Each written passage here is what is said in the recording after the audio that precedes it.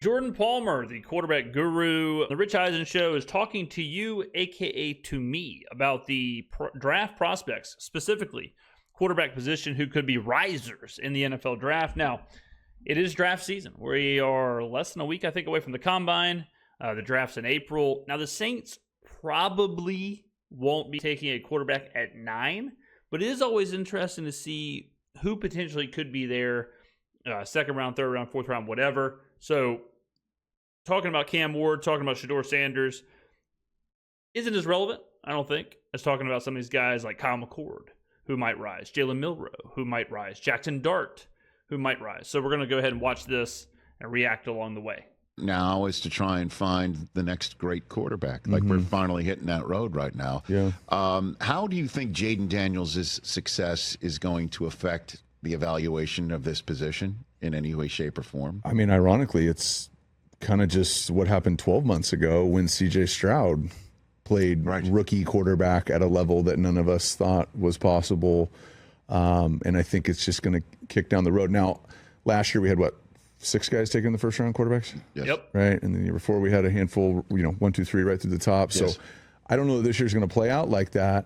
But yeah, I think anytime a rookie plays at that level, it creates an expectation around that. Well, it creates the idea that you are a quarterback away, which in most cases you are. But when you see it happen, like with Jaden Daniels or even C.J. Stroud 2 years ago, it really puts that onus on, like, look, if you can find the guy, and really, in today's NFL, the quarterback position is a little different than it was maybe 5-6 years ago, but even running back, even like Jahmyr Gibbs, when you look at what Jahmyr Gibbs means to the Lions, like, man, if you can find that guy, if you can find the Jamar Chase, find the Jahmyr Gibbs, find the C.J. Stroud, find the Jaden Daniels, there are all these teams. Like, think about these teams that are right now drafting in the upper portion of the draft where, the Giants, the Raiders, the Saints, all these teams that have been a few years now where they're kind of, the Jaguars have Trevor Lawrence, but like if the Jaguars could find their Jahmyr Gibbs or find their Jamar Chase, these teams, these franchises have been just kind of middling. And the idea that they are a lottery ticket away, that they are a pick away, that is very enticing. So it kind of creates this pressure to not just take the best player available, but to evaluate these guys on the, like, how what's the chance that they could completely turn around the franchise in 1 year? The next class. Now, for what I do for a living, I have a draft group right now. I advise all sorts of guys. Like, the expectations are just that. They're expectations. And for some guys, the expectations will every year be unrealistic. Where Caleb Williams wins the Heisman and has one more year at SC. The expectations were another Heisman and a national championship, right? And so I think of Arch Manning and I go, his expectations for here on out will be unrealistic, like a touchdown pass on every play. But I also advise guys to not pay attention to it at all. So I think the narrative, the media. I think it's absolutely insane how many comments I see a day talking about Arch Manning for the Saints. Arch Manning has not even been good for an extended period of time in college. He's not even starting on his college team, and we already have people saying, yeah, tank for him because his last name is Manning and he's from New Orleans. I mean, I get it. I understand the narrative, but Lord have mercy. Will be that, whoever ends up being the top 2 or 3 quarterbacks going, the expectations will be unrealistic as they usually are. And these guys are going to have their work cut out for them as they enter into the league. So if you don't mind, who are your guys coming into this draft class? Got a really interesting class. I got some really good guys. Jalen Milroe from Alabama. By the way, we had him on a couple times. What a kid. I loved talking to him, man. I loved talking to him. His personality, I mean. Awesome. It is infectious. He's a magnet. 100%. The whole evaluation on him is going to be talking about his athleticism, right? He is when I say unique, I mean small group of people, right? So his athleticism, for whether you call it NFL starters or in the draft, is unique. He's like the fastest player on Bama's team. So you don't need a 40-yard dash. I talked to Ryan Williams, his receiver, and Ryan goes, oh, Jalen's faster than everybody. Okay, well, then there's your 40 time, right? And so everyone will talk about his athleticism, but you guys met him. I think his personality is unique. We loved it. We He's met like with him a couple magnet. times. Couldn't have, I mean, I wasn't in the same room as him, but couldn't have been more impressed. Really enjoyed chatting with him. Yeah. quite a bit. And so what is going to be the challenge when he walks in Indianapolis, do you think, for him? Well, I think the interview, look, I think the combine now has become two things. It is a standardized medical evaluation for 32 ball clubs. Yes. Yep. And chances for teams to get in a one-on-one setting. And then a TV show. Well, you know, I apologize. From my point of view, the person who runs a TV show. That's first and foremost. Yeah. But yeah, I always do think, I've always thought it's weird how much they put on the combine. Like some of these quarterbacks, you have years of tape on. I mean, you have dozens of games, dozens of reps, dozens of throws. And the fact that it's like, all right, well, throw this football as hard as you can against this wall so we can do a mile per hour. It's like, does that really matter? Probably not. Like, hey, do this drill. Does this really matter? Probably not. We could probably just watch the tape. We could probably just watch the pro day, figure out what we need to. So the combine is a TV show. The NFL has done a really, really good job of extending their relevancy throughout the entire year. A lot of leagues are relevant during the season, but you could argue the NFL is one of the most popular things they have is the draft. And they've done a really, really, really good job of dragging out the combine, dragging out the actual draft itself to make it like a spectacle, you know, its own spectacle. So kudos to the NFL, but yeah, it always is shocking how important the combine is. I mean, that's the way the combine has been set up as a medical exam first. And now it's been dressed around some other things. Yeah, but I've been in there, and I've been sitting with all the quarterback coaches in the end zone, quarterback coaches from the teams, not people like what I do. And a lot of people are talking about golf and hanging out and going and kind of watching. And so, like, that's not an indictment on anybody, but that's why I don't go anymore. And so I think that's what it is. So I think, yeah, the medical is whatever it is, right? You do the stuff. And then, yeah, I think it's really crucial in the team evaluations, them getting to lock you in a room for 15 minutes and do all the games and all the things that I get guys prepared for. Well, so is he going to spin it? Is Jalen going to do it? Yeah. Well, that's great. That is, by the way, it's great. Certainly if we're assuming Cam Ward and Shedeur Sanders will not. Yeah. Right? Like, this is... Yeah, Shedeur has already said that he is going to focus on interviews during the combine. And he's going to throw at his own pro day. Again, I'm clearly biased. Yeah. 100% biased. Yeah. But this is a nationally televised audition is basically what it is. And we will be talking about Jalen Milroe for minutes on end, for half a day on television, which I imagine is something of value in this world. I think there's really two reasons to not throw. One, if you have an injury, obviously. Right. Ankle, arm, whatever it is. And then the second one is if you kind of know your floor, right? If you know, like, I'm not falling past this. Mm-hmm. Outside of that, and I'm not faulting anybody who chooses not to throw. You can not throw. I've been doing draft prep for 17 years. I've had a couple number ones, bunch of first round picks. I had a bunch of different people interact with the combine differently. But at the root of it, I kind of come from my brother, his school, which was, as you know, Carson was the number one pick, and it was obvious all the way through the process. He played in the Senior Bowl. He played in the Senior Bowl game. He went to the combine. He did everything. Talk about a different time. Like, that's crazy to think about. Like, you're number one overall. You're the Heisman winner. You know, you're no doubt about it, and you go play in the Senior Bowl. Crazy. He went to his pro day. So I kind of come from, my foundation of this is like, even a guy, my first exposure to it, who was number one, and the agents are telling him not to do anything, and he's like, well, no, I love playing football, and I have nothing to hide. So I advise guys what's best for them, but at the end of the day, that's kind of the school that I come from. But well, I think Milroe too. Like, I think Jalen Milroe is a good example of it's not going to hurt him. You know, like, the biggest question mark with Milroe is going to be, can he play quarterback? You know, like, same with Anthony Richardson, where it's like, okay, we know he's a great athlete. We know he can run. We know he can do all this stuff, but can he throw?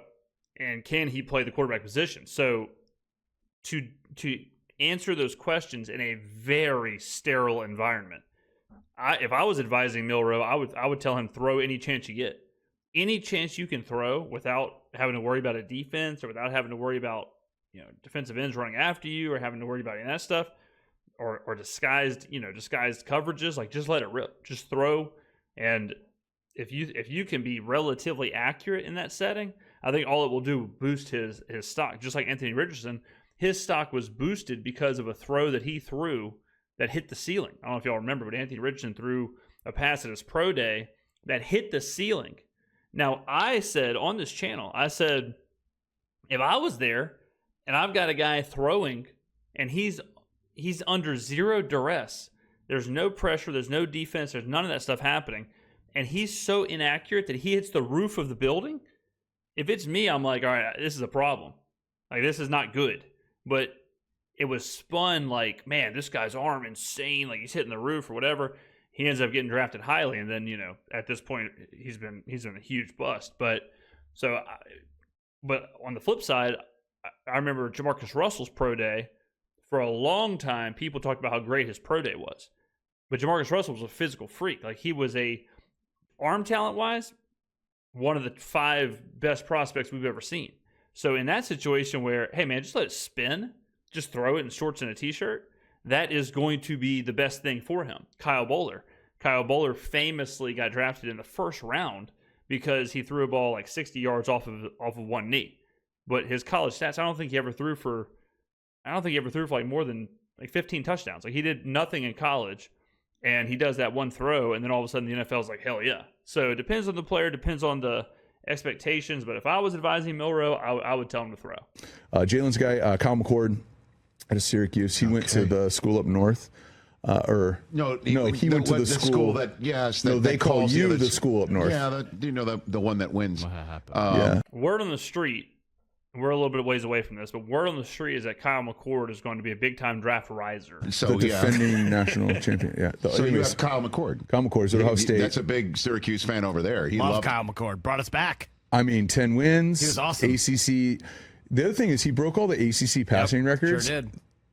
There's names on that list. I mean, you're talking about Phillip Rivers. You're talking, you know what I mean? Deshaun Watson, like some great quarterbacks. So just to think about, it ended at Ohio State, whatever happened, however it went down. Then to go, and we just don't see a lot of these win-wins in sports where he goes, changes the program around, helps like Spencer Rattler himself, wins 10 games. Ohio State wins the national championship. Everybody, you just don't see that often. Usually there's a loser in that equation. Well, he beat, if I'm not mistaken, Cam Ward on the day Michigan beat Ohio State, and his statement had me at hello when he took a little dig, like, hey. Well, we all know Ohio State, they've moved on. So what do you project him at the next level to look like? He is hard for me to project what pick, what round. Yes. Super comfortable saying this on air. This dude's going to start for a long time in the league. This is not a guy who could be really good if he gets better. And if That's interesting. I mean, some of this is posturing. Some of this is like, he's working with these guys, whatever. So some of this is like he's helping them out maybe. So you got to take it with a bit of a grain of salt, but it is interesting to say this guy is a starter in the NFL for a long time. That's the level we think he's at. I've been doing this for a long time. Yes, sir. This guy's going to play. This guy's going to start. I don't like comps, but if I gave you comps, they'd be some of the better players in the league. This guy can spin it. So we did this thing with Wilson. I'm a partner at Wilson, and we partnered with the Shrine Bowl this year. Mm-hmm. So Kyle played in it. We put a chip on the ball. I've been using this technology for years. So we measure the velocity, which is miles per hour, the spin rate, which is RPMs, and the spiral efficiency, which is an algorithm. 100 is a perfect spiral. Okay? And we did a throwing session. I ran it the first day and in front of the league. It was like 300 people there, and it was all no agents, just all front office and teams and coaches. And he's in the 95th percentile of all the NFL quarterbacks we've tested. So we go, okay, he can spin it, right? And then velocity, he was upper echelon. And then his S2 or his AIQ scores, whatever those, they're not really doing the Wonderlic anymore. They're doing these other ones. I don't want to be quoted, but he was like top 5 or top 10, something all time. Like he's at the top. And so, all right, cool. I'm sold. I mean, I think arm talent is a huge part of this because you see some players come into the NFL and you see them throw, like the biggest indicator for me is when you see them throw an out route and are they throw to the sideline. Super difficult throw. But some quarterbacks come in. I mean, Jay Kaner for the Saints is a good example where they throw that out route, they throw to the sideline, whatever, and the ball just hangs for a second. And I mean, it is a tenth of a second extra, a couple tenths extra. But in the NFL, you're dead to rights. And in the NFL, especially now, you can only be so good when you're limited arm-wise like that. And so Kyle McCord can let it rip at a percentile that high. Yeah, I'm absolutely circling him on my draft board, and I'm absolutely taking a look. Now, as far as the Saints, I would not have any problem with the Saints taking a Kyle McCord in the fourth-ish round, fifth round, somewhere in there, because it depends on what happens. It depends on what happens with Rattler and Carr and whatever else. But let's say you go with Rattler. And let's say, because Rattler, we're not sure one way or the other. Okay.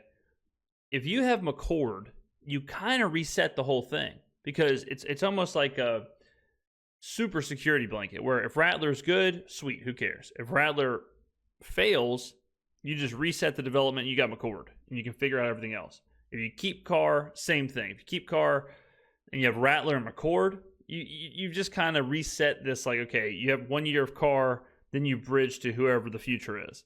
The only issue is the Saints are so talent shallow that I don't know if they can risk. I know for sure they can't risk a third, certainly not a second, but a third, a fourth on a developmental quarterback. Now, flip side to the flip side, Tony Hawk Pro Skater style.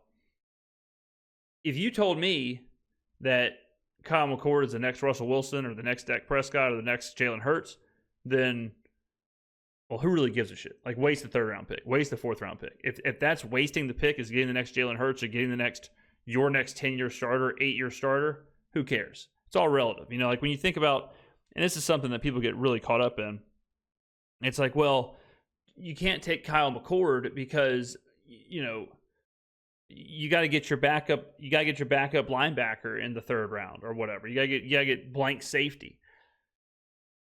But if it works out, if it pans out, if you're getting a quarterback, a starting quarterback in the NFL, it's no longer a waste of a pick, right? So you got to factor that in too. You got to kind of evaluate what you think the ceiling of the player is. So, I mean, if Kyle McCord is putting up these kind of numbers or percentages, we'll have to do a little look-see of where mock drafts have him currently at. So I go, what are the question marks here? So he's played, I think he's something in 4, you know what I mean, in college, the 20-something in 4. He was the top recruit, 3-time state champion out of high school. His dad played, like, you know what I mean? You start going through it and you're like, so why do you have him here on the list? Because I don't think teams see him the way that the media does. Who else you got? Ethan Garbers, local boy from UCLA, all right, who can play, and then found a diamond in the rough. Ben Wooldridge from Louisiana Lafayette, went from Fresno State to Louisiana, had to walk on, had injuries and stuff. Ends up Conference Player of the Year, had a great senior year, so we got a good group. Well, let's take a look. Couple of looks here. So the mock draft database has Kyle McCord as a 5th rounder right now. So I like that. Like the idea of him being taken in the 5th round, pretty sporty. 5-star coming out of high school. He's the 136th overall best rank. So the highest mock draft rank has him 117th. All right. So, I mean, these are all like the databases that they compile. Pro Football Focus. So he's 6'3", 220. Overall grades pretty sporty, 90.5 last year at Syracuse. You can look at the advanced metrics here. Let's see here. So yeah, I mean, I like what I'm seeing. I mean, 6'3", 220. Yeah, I mean, I think McCord in the 5th. I don't hate the idea because, like I said, it's not a waste if he works out. 6'3", 220, solid size, and if his arm talent is legit as Palmer is saying, then I could live with that. I mean, a 96.4 deep grade, 87.5 passing grade, 89.7 net pressure grade. Okay. I can live with this. Ladies and gentlemen. All right. Let me know in the comments below what you think about this possibility. He's 22.4 years old, 154 on the big board, which lines up with all this. Okay. What are we thinking here? We're thinking Kyle McCord makes the sleeper board?